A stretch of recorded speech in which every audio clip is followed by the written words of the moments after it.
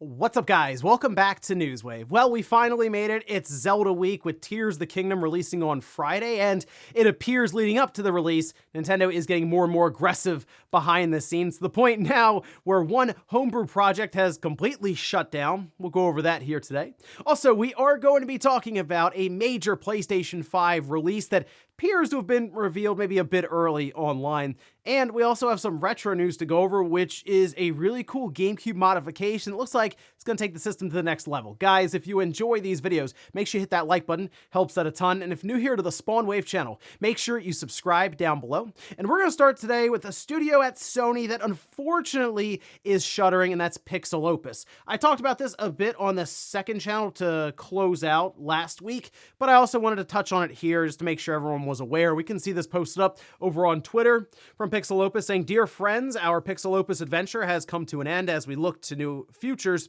We wanted to say a heartfelt thank you to the millions of passionate players who have supported us and our mission to make beautiful, imaginative games with heart. We are so grateful." IGN followed up with Sony, got a response confirming that June 2nd will basically be the last day for the studio, which is, I think, made up of 10 to 15 people. So it wasn't a big studio or anything, and them making projects like Concrete Genie, I guess, doesn't necessarily line up with Sony's vision of these AAA blockbuster titles for PlayStation Studios, but I think it actually fills in a nice gap with Sony's releases to have those AA, more artsy, but also experimental kind of games like a Concrete Genie. In fact, Sony having PlayStation Plus Premium, you feel like they may have been able to develop a game similar in that scope and drop it on the PlayStation Plus Premium day one as a way to also hold up their subscription service. But no, it appears Sony is moving on from PixelOpus. And to me, that's pretty disappointing. So hopefully the developers there are able to land on their feet and get positions either within Sony or other studios. Also, we have seen WB find great success, especially recently, in gaming with Hogwarts Legacy, which has crossed $1 billion in revenue now, which is mind-blowing stuff. I think over 16 million copies having sold with the PS4 and the Xbox One version now launching, which apparently run pretty well. But they also have their eyes set on what's next for the DC universe, and that could include a much requested game. We can see this posted up over on Reddit. That was transcribed from a recent quarter earnings call with the CEO there at Warner Bros. Discovery, where they say, when we launch a product on Max or HBO, and when we have a game, that game belongs to us. But now there's this in-betweener. It may be in the next couple of years that we launch a Superman movie, and people spend more time, and there's more economics of people just hanging out in the Superman world and universe. Kind of seems like, based on what was being said here during this earnings call, that maybe they're planning now or have already planned, and it's kind of in motion, a Superman game, which seems like something you'd go to Rocksteady to work on. Unfortunately, they're tied up with Suicide Squad Kill the Justice League, and the fact that that game is going to require, I assume, quite a bit of post-release support. It's something that's probably going to keep them busy for a while, so I would like to see an attempt at a Superman game. I'm curious who WB would have developed that, though, if it's not Rocksteady. Oh, and if it hasn't been bad enough for Microsoft's recent release, Redfall, it looks like it's climbing a certain chart that it probably didn't want to, and that's technically the bottom reviewed games on Steam. It looks kind of weird. You can see it because it's the #1 game technically here is the worst game rated on Steam. I think it's War of the Three Kingdoms at a 1.44 score. Well, if you go down to number 14 with a 2.83 score, you have Redfall, and it's been climbing that chart for very quickly over the past couple of days, and the game itself is not in a great state in general. Like on console, obviously being locked to 30 frames on the most powerful system as a first-person shooter, not a great look, but then all the other bugs, glitches, brain-dead AI, has not been a good release from a quality standpoint, let alone the game itself, which isn't very good. So not a great outing here for Arcane Austin. I think it's a good idea to maybe patch some of the stuff up, obviously deliver the patch with the 60 FPS, and then after any content you've promised previous to release, move on to something different, kind of put Redfall in the rearview mirror. And guys, with some of the quick news out of the way, let's get into the bigger stuff. Let's start right away with Nintendo and a DMCA takedown notice for a tool that is used to emulate Switch games on your PC. We've talked about this many times, that Nintendo will certainly try to make an impact in the court system or with different takedown notices and strikes to have people maybe back away that aren't necessarily the target of that DMCA takedown, and we can see this posted up over on Twitter. This is from Simon, who first noticed this last week. Said Nintendo has just issued multiple DMCA takedown requests to GitHub, including for Lockpick, the tool for dumping keys from your own Switch, which is absolutely ludicrous. Pirates aren't gonna be sourcing keys from their own consoles, and technically, yes, you can look around and find product keys that are just shared online. The idea of Lockpick is you have your modified or soft modded Switch, which you could just use a paperclip for like the first 30 million Switch systems that are out there. But using Lockpick would allow you to get product keys from that Switch, plug them into something like Yuzu or whatnot, an emulator, and then it will fire up and you can start playing different games on your PC. Now, Nintendo in their DMCA takedown request says that it's circumvention software that infringes Nintendo's intellectual property rights. Specifically, the reported repository provides Lockpick to users. The use of Lockpick with a modified Nintendo Switch console allows users to bypass Nintendo's technological measures for video games. Specifically, Lockpick bypasses the console TPMs to permit unauthorized access to, extraction of, and decryption of all the cryptographic keys, including product keys contained in the Nintendo Switch. And that's one of the reasons that these emulators don't provide product keys to you, because they're technically falling under copyright. So I guess the idea of having a tool that would then get you to those keys in Nintendo's mind is something that has to be removed from the internet. I mean, you're not going to remove from the internet either way, but at least make it so it's harder to get and it's not just sitting there on GitHub where you click download and you're off and running. Now, there is one other goal from Nintendo to do this, and that's basically put the fear into people out there who are developing, even if it's through open source means, have your code out there, people can check it out and all this. People are developing emulators that would then use those product keys for the Switch. And it seems to have at least affected one emulator, which you can see this post up on their homepage now. This is for Skyline, which, as they say, was an open source and experimental emulator that runs on ARM v8 Android devices and emulates the functionality of a Nintendo Switch system. They go on to say all development on Skyline has been ceased due to the potential legal risks of it involved. This website will remain up for the time being, but may be taken down in the future. Their Discord server will still be active for the foreseeable future, but will be transitioned into being for our upcoming project at some point.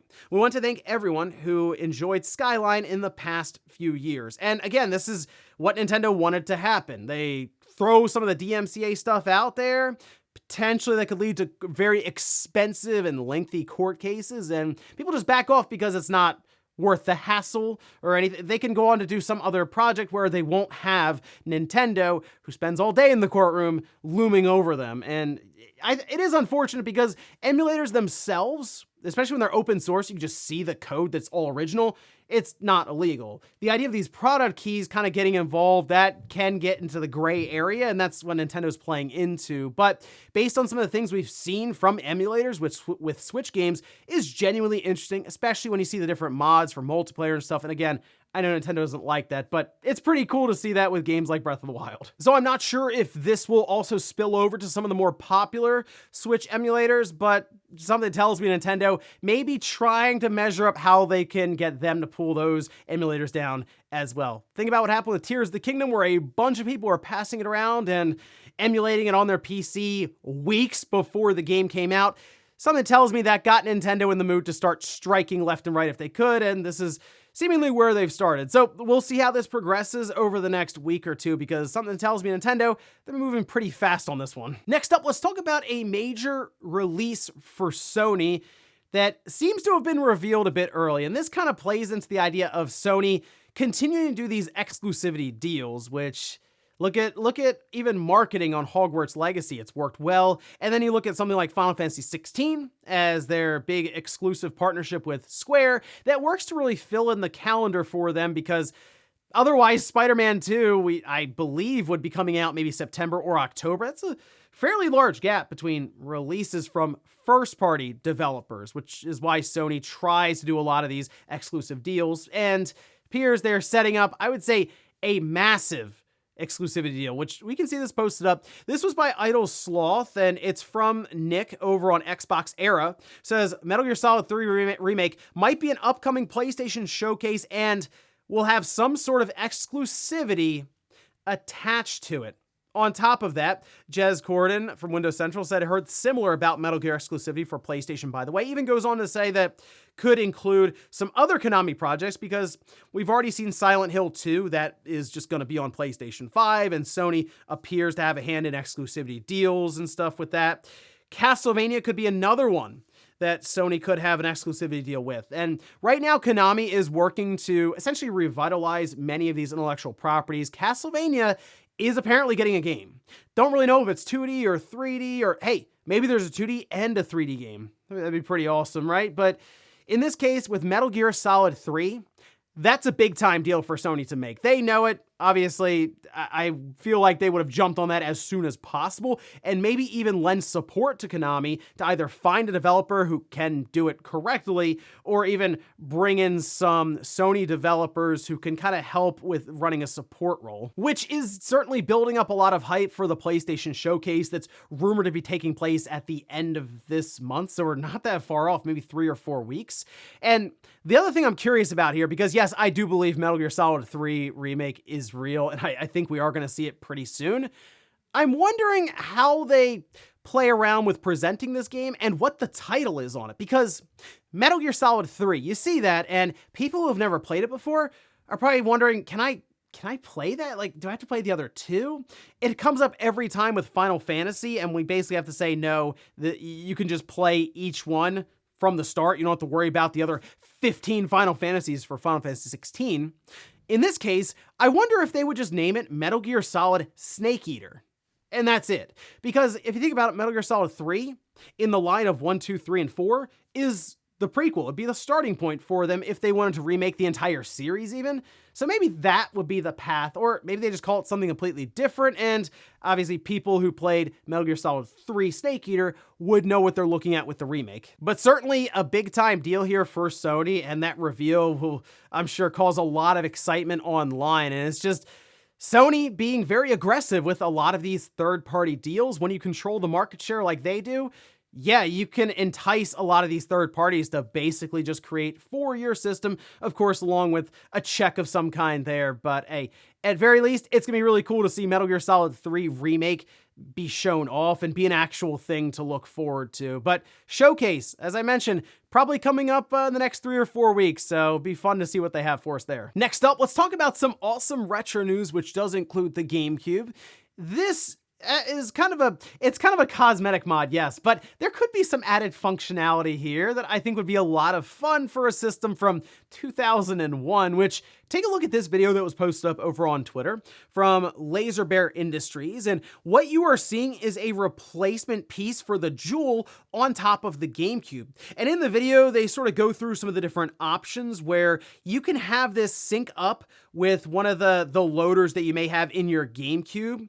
So we may have like the GC loader that runs off of SD cards, but it will load up Swiss. This should be able to interface with that and can play different images as you're playing a certain game. So let's say you fire up Resident Evil 4, maybe the top jewel then has an image that's animated that has the RE4 logo on it, and maybe you switch over then to Mario Sunshine, same deal there. You can also apparently have like slideshow set up, and all of this can interact with Swiss, which means you should be able to even send some of the files and stuff through FTP. I like this idea a lot, and of course, I enjoy seeing kind of the community around these different retro systems that are trying to modernize them more and more, especially with the GameCube, because the library is really good. It's just also really expensive, so for many people out there who get like the GC loader, yeah, I'm sure people are downloading games and all this, but the system is really, really good, and if you hook it up with an HDMI adapter of some kind, still, I'd say, put out a pretty good image for the most part. But having things like this, yeah, of course, I'll be checking this one out whenever it's ready to release. Still waiting on information for pricing and actual release date, but exciting stuff. And in our last bit of news, let's talk about some new hardware that Microsoft seems set to reveal during their Xbox Game Showcase. And no, I'm not talking about an Xbox Series SX or XX or XL system. I'm actually talking about a new headset and controller, which you can see this posted up by Bill over on Twitter. Says some new limited edition Xbox accessories are on the way.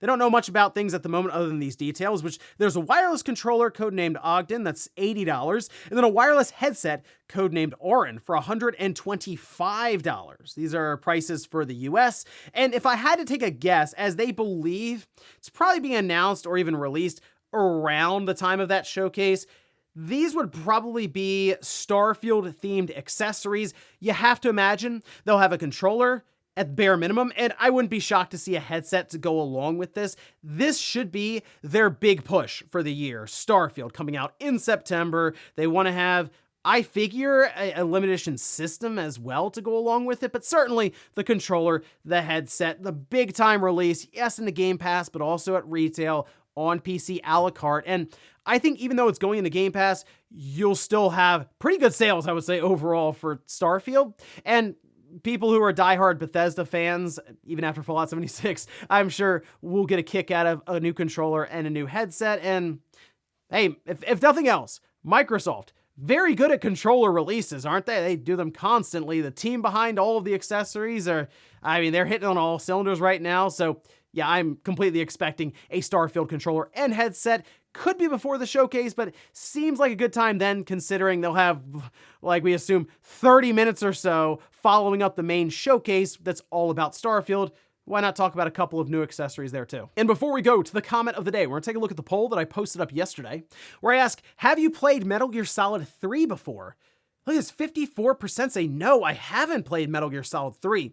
33% say yes, I played it on the PS2. How impressive was that, by the way, when that dropped on the PlayStation 2? It was incredible stuff at that time. And then 14% say yes, but I played it later on a different system, maybe the HD collection, maybe on the 3DS. A lot of possibilities there, but that's interesting though. 54% have never played it, and I feel like there are many people who would be interested in checking it out, but they look at that 3 and they're like, I don't know, can I jump into this one? So that's why I'm wondering, again, if that title just omits the 3 completely, renames it, and tries to present it as almost the first game in the series, or a good starting point for many people, because I feel like Konami can go back to that legacy for Metal Gear Solid and just try to remake basically all of them. It's certainly better, I think, than them attempting Metal Gear Survive 2. And we'll finish up with the comment of the day, as you're seeing here. This is from Neil, says, Microsoft was extremely relevant in the Xbox 360 days. This talk of not being able to catch up, it sounds defeatist to me, but perhaps it is just PR for the deals they're trying to close. They certainly have the means to be an apex company in the gaming industry. Them not ascending to that level, or arguably allowing themselves to fall from that level, is simply mismanagement, in my opinion. Yeah, during the Xbox 360 days, it was certainly a different level for them, and that's probably because they were indeed focusing more on the console itself. How many of these Xbox 360s can we sell, as opposed to how many people can we get into our ecosystem through monthly active users?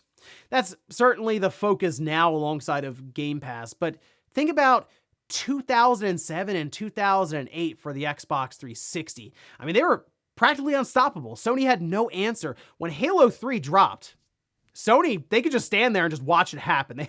They had nothing to put up against that, and that was a magical time, certainly for Xbox, but just gaming in general. And sometimes it would be nice to go back and relive those days, standing in line, waiting for Halo 3, or even Call of Duty. Remember when Call of Duty 4 came out? Modern Warfare? That was crazy stuff too. But yeah, those were the days. Don't worry, soon enough, I'm sure there'll be plenty of kids wondering what exactly a midnight release is, and what are those game discs that you have up on the shelf? And ladies and gentlemen, that's going to do it here for Newswave. If you enjoyed this video, guys, hit that like button. If not, hit the dislike. Leave comments down below, but everything we talked about here today was Nintendo DMCAing, a tool used to pull product keys from your own Switch for emulation purposes. Are you surprised Nintendo did that? And do you think they were trying to send a message to other creators in the homebrew space? And then also, what about Sony reportedly locking down exclusivity with Konami for Metal Gear Solid 3? Are you excited at the prospect of a remake? Thanks guys for watching, and I'll see you next time.